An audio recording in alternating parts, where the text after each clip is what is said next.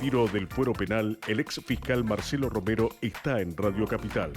Escucha su columna los miércoles a las 11:30 en Es lo que hay.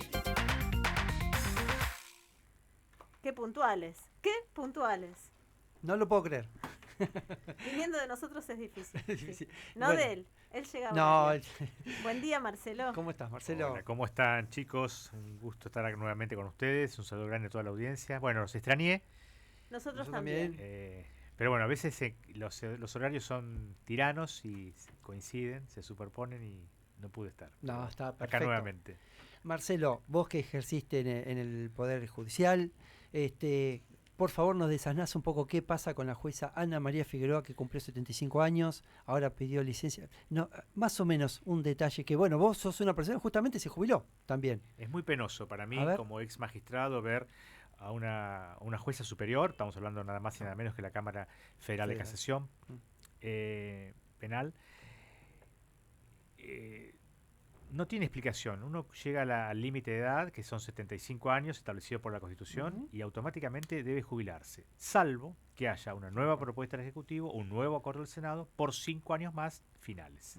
O sea, hay un periodo de gracia, pero el juez que lo requiere necesita tener la propuesta del Ejecutivo, del presidente, y el acuerdo del Honorable Senado de la Nación. Y ninguna de esas dos cosas se da. No, pasó si la propuesta presidencial La presidencia- existió, pero el Senado no le da acuerdo, Mm. porque consideran que la señora no debe ser revalidada en su cargo. Entonces, automáticamente debe retirarse, ya no es más jueza. Ah. De hecho, no puede ejercer funciones jurisdiccionales sin el acuerdo. Sí. No está firmando, de hecho, sí. No está firmando, claro, pero está obstaculizando el funcionamiento del Ujú. tribunal penal más importante del país, porque es la última instancia Claro, la penal. última. Después viene la corte, Claro. por supuesto, pero Y ante eso entonces, Marcelo, y ante eso hay toda una suerte de parches, Sí. de movimientos que ennegrecen aún más al Poder Judicial. Va a haber una licencia, sin ninguna duda, porque no puede ejercer funciones Ujú. judiciales, pero al estar en ejercicio también obstaculiza el funcionamiento administrativo del tribunal. Bueno, evidentemente la jueza no creo que me esté escuchando en este momento, pero se debe creer imprescindible. Mm. Y no hay imprescindibles en el Estado, ¿no? O sea, nosotros los que integramos el Poder Judicial fuimos reemplazados muy bien por otros colegas, mejor en el caso mío, seguramente el fiscal que me reemplazó, y así con todos. Imprescindibles fue Pasteur, fue Sabin, Leluar, Teresa Calcuta, Gandhi, Martin Luther King. Nosotros no somos imprescindibles. Ninguno de nosotros. Yo siempre salgo con algún dicho, y corregime, Marcelo, por ahí, o Daniel, si me equivoco. De imprescindibles, ¿no está empedrado el camino del infierno? Exactamente. Y aparte, cuando uno cumple una etapa, Ujú. es saludable también la renovación, aún en los cuerpos permanentes de la justicia. Si bien los cargos son vitalicios, pero son vitalicios hasta una determinada edad. Claro. Y lo dice la Constitución. Y hay que retirarse dignamente. Es más, si uno se supo ganar el respeto durante la gestión judicial, por más que ya no nos llamen su señoría o su excelencia, en el caso de un juez superior, ese respeto se mantiene. Y puedo dar fe. Creo que me lo he ganado, y hablo acá, sí, soy autorreferencial. Y por la calle la gente me dice, me sigue diciendo fiscal, ya no lo soy. Pero bueno, eso es el respeto a la trayectoria. O sea que no hay que tener miedo a que uno dejar de ser. Claro. De hecho, seguramente ya tiene la jubilación asignada, no va a tener problemas de Económico, subsistencia. seguro que no. Claro, o sea, no hay, si usted me dice, no cobra nada, no tiene medio de subsistencia, bueno, uno podría llegar a entender. Esto es inexplicable. Y habla de un cierto autoritarismo, porque eso no es otra cosa que un autoritarismo, de creerse algo. Creerse ¿no? imprescindible, creerse irreemplazable, creerse único. Bueno, todo eso está muy Y los lejos de lo que autoritarios debe ser un piensan juez. así. ¿Cómo? Los autoritarios piensan así también. de Claro, que- sí, tal cual. Sí, es un rasgo autoritario, sin Soy ninguna yo o duda. nadie. Me llama la atención que no tenga algún consejero, aunque sea un familiar, que le diga, Ujú. tu tiempo terminó. Claro. Lo que no significa que no se reconozca su trayectoria, porque esto no es que uno se va de un cargo, en el caso del cargo judicial, y desaparece de la historia pequeña, ¿no?, de esa dependencia. No, seguramente va a ser bien recordada o mal recordada, pero eso dependerá de lo que haya sembrado en todos sus años de trabajo. Claro. Correcto. Bueno, Ahora ¿qué vamos nos a la traes hoy, columna. Marcelo? A ver, Marcelo, ¿quién la presenta esta columna? No. ¿Cómo es, Virginia? ¿La columna? ¿El el tema de la nombre- columna? Sí, el nombre de la columna. Lo digo yo. ¿Sí? El sistema penal es una joda. El sistema penal argentino es una joda. Y utilizamos Mm. este término vulgar justamente para darle énfasis. O sea, lo asegurás. Virginia hizo una pregunta. ¿Es una jugada? Vos decís, Sí, es vos lo afirmás. contundentemente sí. Contundentemente sí. Y utilicé el término le estaba diciendo, que es vulgar, que no es soez, tampoco es ofensivo, pero no es un término que usen ustedes y que use yo al aire. Pero acá lo ponemos destacado para establecer que el sistema penal argentino se ha convertido en algo muy laxo, demasiado laxo, para aquel que decide violar la ley penal, para el delincuente. Como le llaman ahora, el individuo en conflicto con la ley. Bueno, el individuo en conflicto con la ley penal sabe que matar, robar, violar, secuestrar, extorsionar, estafar, sale muy barato. Y a veces sale gratis, porque hay muchísimo nivel de impunidad por malos sistemas de prevención, por fallas en la investigación, por fallas en el juzgamiento y, lamentablemente también, por laxitud en los jueces o los magistrados en general que disponen las condenas y que después las terminan antes de tiempo con interpretaciones a veces media esotéricas de la ley. ¿Qué quiero decir con todo esto? Para ser claro y que la audiencia lo entienda. Y lo dijimos en otras columnas. Se ha establecido en las facultades de Derecho, en los institutos de posgrado, en los consejos de la magistratura, nada más y nada menos el organismo que selecciona y promueve a los futuros magistrados, una ideología nefasta, una ideología que minó las bases del derecho penal, que cambió el paradigma milenario. De un lado estaba el delincuente, de otro lado estaba la víctima. Usted dice, ¿eso cambió? Sí, eso cambió. ¿Qué se enseña hoy en las facultades de Derecho? Me lo aprendí de memoria. El delincuente es, en realidad, la víctima del sistema capitalista neoliberal que lo excluyó, quitándole oportunidades, punto y coma, y que ahora lo selecciona para prisionizarlo. Así, textual, es lo que debe contestarse ¿acá en la Argentina o en el mundo? en Latinoamérica en general y en Argentina en particular. No es de ahora, no es de los últimos años, sino que hace 35 o 37 años que se viene insuflando, desde el renacer democrático, desde el 84, 85, esta doctrina se convirtió en un catecismo laico obligatorio en las instituciones de formación. Entonces, claro,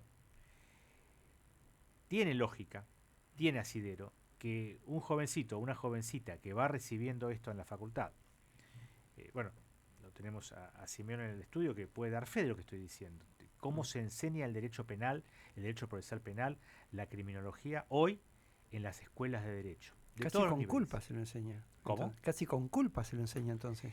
Los jueces actuales sienten pena al aplicar pena. Son agnósticos de la pena. No creen en la pena.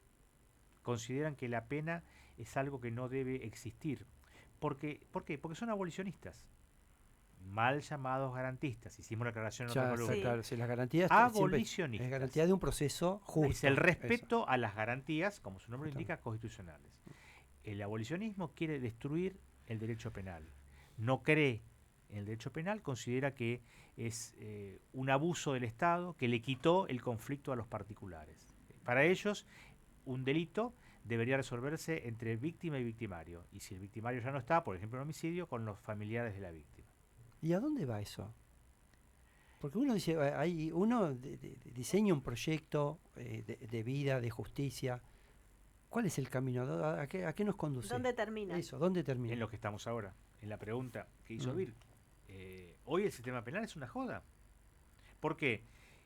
Primero que todo que no hay inteligencia criminal, que es el primer paso de la prevención. La inteligencia se ha transformado en un chusmerío de peluquería para carpetear al rival. Eso han sido, lamentablemente, y están siendo los servicios de inteligencia. Cuando en realidad tenemos una Escuela Nacional de Inteligencia con especialistas, con profesionales de real valía, que han sido bastardeados. Los utilizan justamente para esta tarea nefasta, ¿no? Que es espiar al conciudadano para después tener una carpeta para extorsionarlo. Eso no es inteligencia, eso es un espionaje de baja estofa. No tiene nada que ver con lo que sería la reunión de información, el análisis de la información y después actuar en consecuencia para prevenir el delito, que es la inteligencia criminal.